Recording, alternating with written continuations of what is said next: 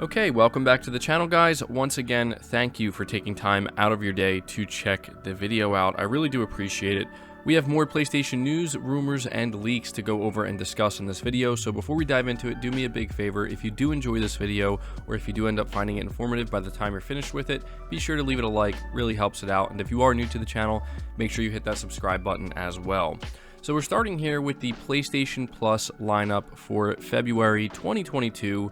Sony just announced this today, and all three of these games will be available on February 1st. We're looking at EA Sports UFC 4 for PlayStation 4, Tiny Tina's Assault on Dragon Keep, a Wonderlands one-shot adventure for PS4, and then the PS5 game is Planet Coaster Console Edition. You'll have till Monday, February 28th to download them. Frankly, I don't really have much of an opinion on this month's lineup or February's lineup because I'm not really familiar with any of these games. So I'm going to ask you guys to leave your thoughts down in the comments below on the February 2022 PS Plus lineup. Do you consider it a disappointing month or a solid month overall? Let me know. The next topic we're moving on to is a surprise update that seems to have been rolled out. This is reading from VGC, where it says some PlayStation 5 owners are reporting that they can now automatically upload captured screenshots and videos to the PlayStation mobile app. Until now, there's been no way to automatically access captures on the PlayStation app, meaning players have to use their console to manually share them on social media and download them there. According to reports on Reddit and Twitter, however, some players, mainly based in North America at this stage, have been stating that their console can now auto-upload to the PlayStation application. Anyone whom the features have already rolled out to can go to the media gallery on their PS5 console, at which point they'll instantly get a pop-up telling them about the new feature.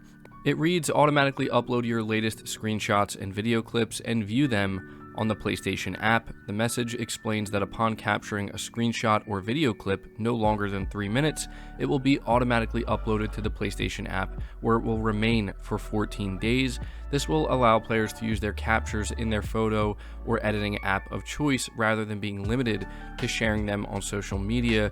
So yeah, it's not the biggest update, but it's definitely a surprise update because I don't think anybody was expecting Sony to just drop this randomly, and this is certainly a feature that a lot of PlayStation 5 owners have been hoping that Sony would roll out at some point, and I've seen a lot of people on social media basically celebrating this, saying how it's going to be great to finally be able to, share their content that they capture on the PS5 in, a much simpler way now. So there you go. Let me know how you feel about this surprise PlayStation 5 update. Next in line, we are talking about Gran Turismo 7 once again. I have some good news. For anybody who watched my video yesterday, there was a little bit of concern that maybe Sony is getting ready to delay GT7. We know that as of right now, it's set to release on March 4th, but we have an update from Tom Henderson. Now, he says this event is now taking place on February 3rd. The event he's talking about is the GT7 media event, which was abruptly delayed for no reason, and that led him to speculate that maybe this means it's going to be delayed. And he says apparently the reason for the short notice delay was that Yamauchi wanted to be at the event to answer questions, but couldn't be there for whatever reason, so a March 4th release seems to be happening.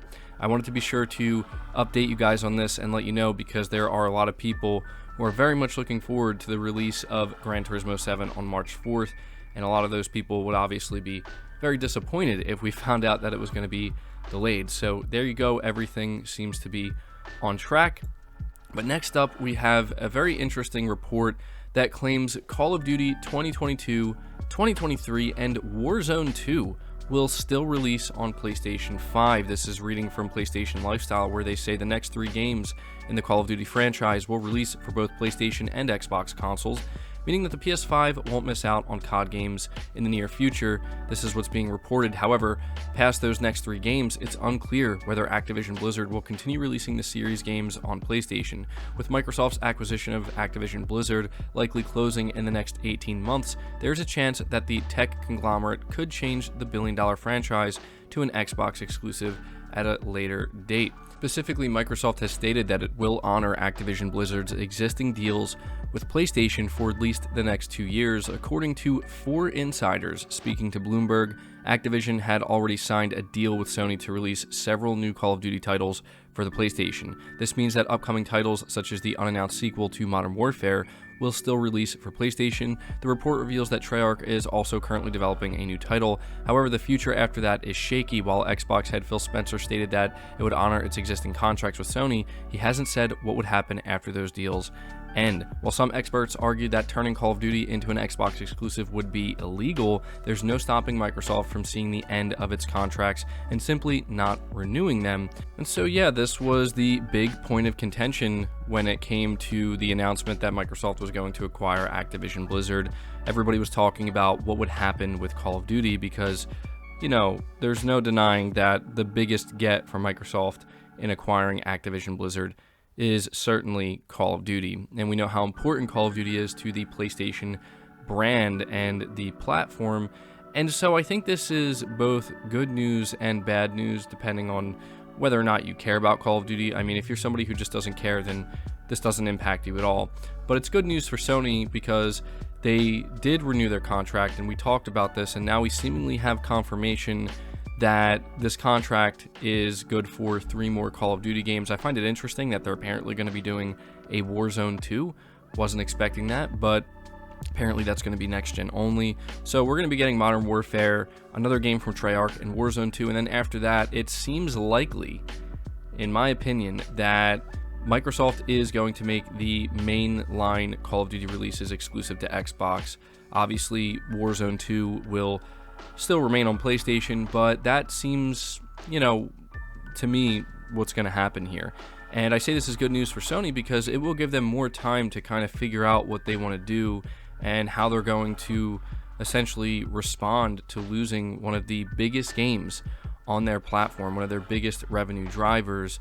A lot of people have been saying, you know, maybe Sony should try to find a way to make their own Call of Duty. I doubt they're going to be able to make a franchise as successful as Call of Duty. That is a big ask, but I do think that Sony will have to do something. And so there you go. That's the latest we have on Call of Duty on PlayStation. But moving to the next topic, we're talking about a first-party studio, that being PlayStation London studio, and how they are continuing to bolster up their ranks for their upcoming online PS5 game. This is reading from Push Square, where they say Sony first-party London studio is continuing to staff up for its PlayStation 5 online game. We've known about production on this project for quite some time now, and it's been recruiting since the release of Blood and Truth for PlayStation VR. While many had expected it to continue its work in virtual reality with PSVR 2, it seems like the UK-based studio is very much all in on whatever this multiplayer experience is. A senior character artist position makes reference to a wide range of characters,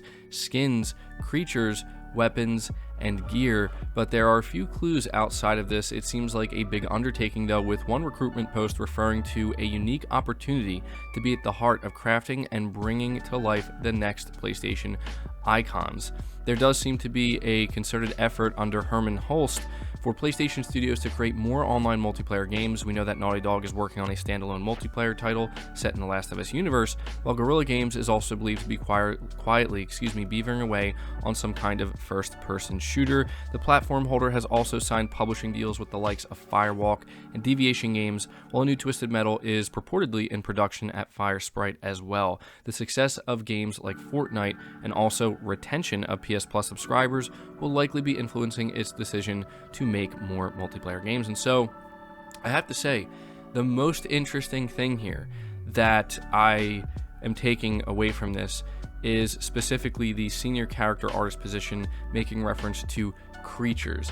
I say this because there, believe it or not, was quite a bit of speculation that Sony London is working on some type of GTA clone or a, you know, Sony GTA game, because they do have a history with developing The Getaway, and a lot of people, you know, kind of thought maybe Sony can make their own GTA or their own GTA Online, something like that. But I have to say that when they are referencing creatures, that doesn't make me think of like a, you know, modern day kind of just open world game. It makes me think of something, you know, like science fiction or something along those lines. So I just wanted to mention this because, yeah, London Studio is working on a big multiplayer title, and I'm very eager to learn what this game is, but I feel like that, more than anything, may give us a better idea of what to expect here. So you leave your thoughts about that down in the comments below. And the final topic I have for you is for all of the Motorstorm fans out there. So we have the individual on Twitter that goes by the name Oops Leaks, and this person, I think, has been correct about a few things in the past, but they recently came out on January 23rd and 24th by saying that, you know, they're sorry for being silent for so long, but they've been gathering new information, and several sources have claimed that a decent amount of forgotten PlayStation 3 and Xbox 360 era titles will be making a comeback in the coming years. And then after that, he talks about Motorstorm, saying Motorstorm Reboot was discussed at Sony. The company wants an arcade racing game associated with PlayStation's brand to counterweight the Gran Turismo series. Recent Twisted Metal developer Switch could indicate that the project might be given to Lucid Games. So this is certainly very interesting, I think, to a lot of PlayStation fans, very exciting to a lot of PlayStation fans. If it's true, we might end up seeing Firesprite making a Twisted Metal title, while Lucid Games may end up working on a Motorstorm title. Now, I don't know how excited people would be for a Motorstorm developed by Lucid, but I think a lot of people would be willing to give it a chance just because they'll be excited for Motorstorm to be making a comeback. So hopefully it's true, and it would make sense for Sony to want to have something like this to counter Gran Turismo. We see the success of the Forza Horizon series for Microsoft. It just makes sense. But that's going to do it for the video, guys. I hope you did enjoy it. I hope you did find it informative. Be sure to leave it a like if you did, subscribe if you're new, hit the bell notification icon, and feel free to share this video out on top of all that. But until next time, guys, take care.